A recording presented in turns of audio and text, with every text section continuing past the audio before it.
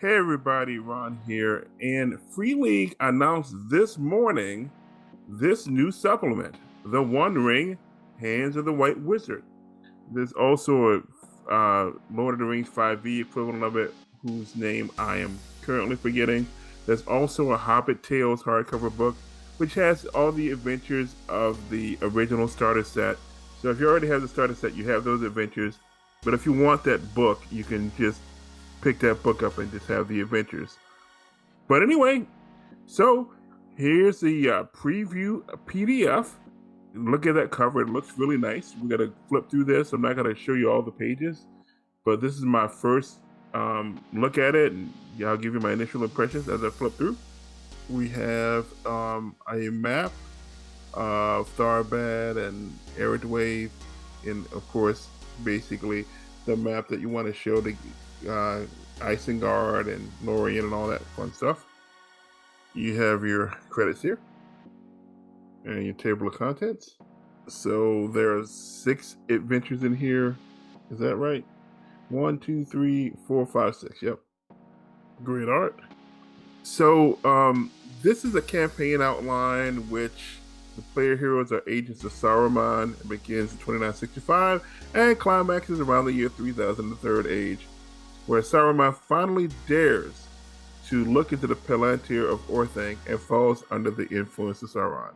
So this is a really interesting time to be setting some adventures, and I'm really curious about this. We got more of the introduction here. It looks like we got a section on Saruman himself, the White. I like they got some advice on role-playing Saruman. And then we got a section on Isengard, apparently.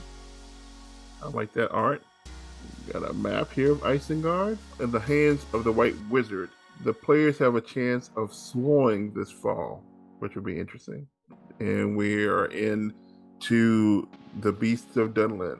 Of course, this has spoilers, so if you really don't want to see the spoilers, basically if you plan on just playing this and not being a lore master like I am, don't look.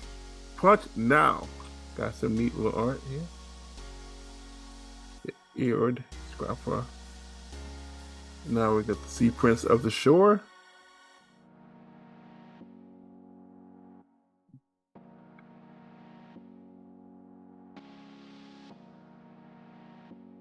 I'm sorry. I'm absorbing this as I'm flipping through here, which is why I'm not talking a whole lot.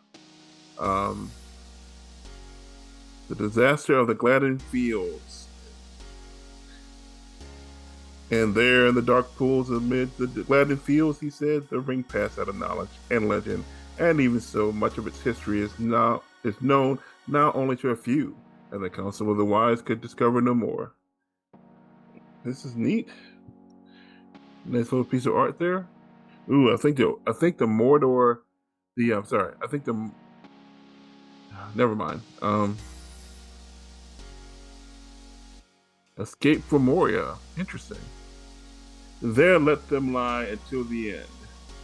Interesting that this one starts in Bree. Forest Ghost. To the Admiral.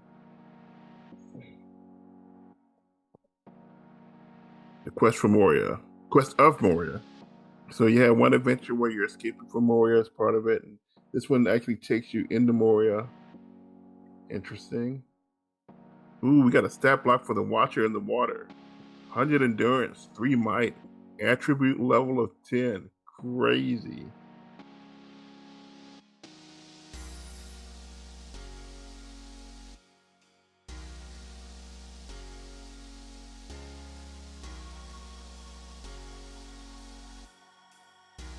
All right, and then we got the Ithil Stone.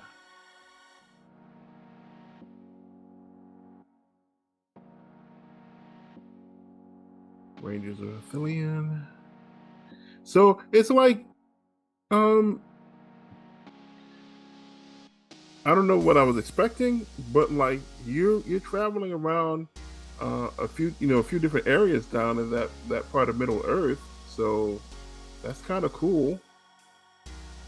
Um, I don't know why I was thinking that you were just gonna be sticking pretty close to Isengard, throughout all these adventures, but like this has you going, quite a ways.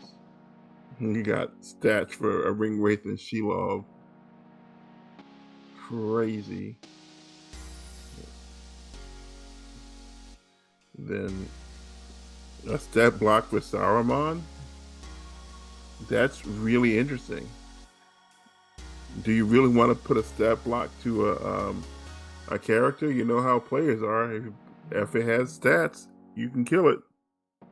Interesting. He has 12 hate though. 2 might.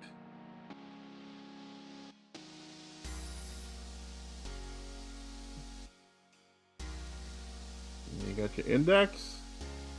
Then you have your chart for Saruman's Shadow score, where you're tracking his descent. Interesting. You got your hex map here, and that is it. I hope you folks enjoyed this quick flip through, and yeah, I don't think it's up for sale on DriveThruRPG yet, but you can pre-order the book on Free League's website, and you'll get the PDF there. Thanks for watching, and until next time, see you later.